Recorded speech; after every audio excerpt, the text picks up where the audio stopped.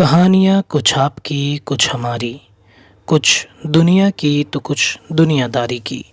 Diary के पन्ने आपकी कहानी हमारी ज़ुबानी के आज एक नए एपिसोड में मैं रत्नेश आप सभी श्रोताओं के बीच एक बार फिर से हाजिर हूँ नई कहानी लेकर।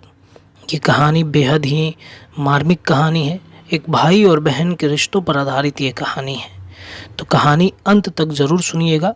एक भाई ने अपने कलम से स्वरचना करके हमें ये भेजा है और इस कहानी को सुनने के लिए आप सभी श्रोताओं से आग्रह है कि कृपया कानों में हेडफोन ईयरफोन का प्रयोग ज़रूर कीजिएगा। तो चलिए बिना देर की कहानी की तरफ बढ़ते हैं और सुनाते हैं आज की नई कहानी। बहन की शादी को 6 साल हो गए हैं। मैं कभी उसके घर नहीं गया। होली, दिवाली, रक्षाबंधन पर कभी कभी मम्मी पापा जाते हैं। मेरी बीवी एक दिन मुझसे कहने लगी, आपकी बहन जब भी आती है उसके बच्चे घर के हाल बिगाड़ देते हैं, खर्च डबल हो जाता है। और तुम्हारी माँ हमसे छुप छुपा कर कभी उसको साबुन की पेटी देती है, कभी कपड़े, कभी सर्फ के डब्बे और कभी कभी तो चावल का थैला भर देती है। अपनी माँ को बोलो ये हमारा घर है, कोई खैरात सेंटर नहीं। मुझे भी बहुत गुस्सा आया। मैं मुश्किल से खर्च पूरा कर रहा हूँ और माँ सब कुछ बहन को दे देती है। बहन एक दिन घर आई हुई थी। उसके बेटे ने टीवी का रिमोट तोड़ दिया। मैं माँ से गुस्से में कह रहा था, माँ बहन को बोल दो कि हाँ रक्षाबंधन पर ही आया करे बस, और ये जो आप साबुन, सर्फ और चावल का थैला भर कर देती है ना उसको बंद करो। माँ चुप रही, लेकिन बहन ने मेरी सारी बातें सुन ली थी। बहन कुछ न बोली। 4 बज रहे थे। अपने बच्चों को तैयार किया और कहने लगी, भाई मुझे बस स्टॉप तक छोड़ाओ। मैंने झूठे मुंह कहा कि रह लेती कुछ दिन और, लेकिन वो मुस्कुराई। नहीं भाई, बच्चों की छुट्टियां खत्म होने वाली हैं। फिर जब हम दोनों भाइयों में जमीन का बंटवारा हो रहा था तब मैंने साफ इनकार कर दिया। भाई मैं अपनी जमीन से बहन का हिस्सा नहीं दूंगा।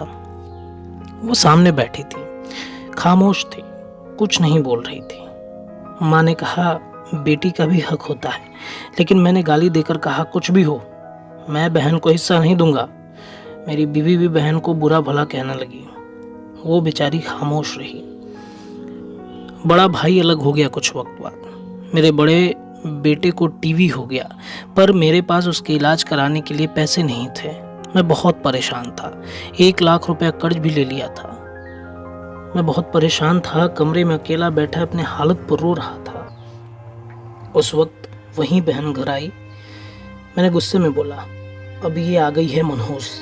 मैंने बीवी को कहा कि कुछ तैयार करो बहन के लिए, तो बीवी मेरे पास आ गई। कोई ज़रूरत नहीं है कुछ भी पकाने के लिए इसके लिए। फिर 1 घंटे बाद मेरे पास आई और बोली, भाई परेशान हो क्या?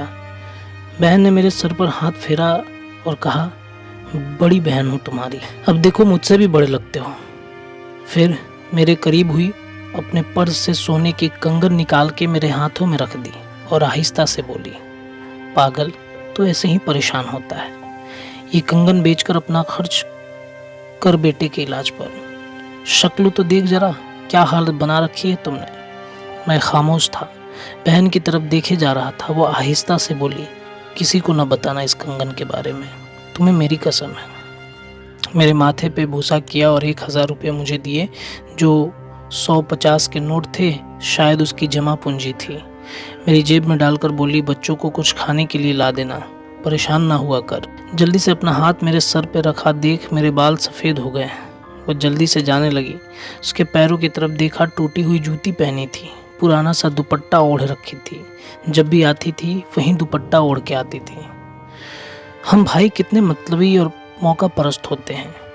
बहनों को पल भर में बेगाना कर देते हैं और बहनें भाइयों को जरा सा दुख बर्दाश्त नहीं कर पाती।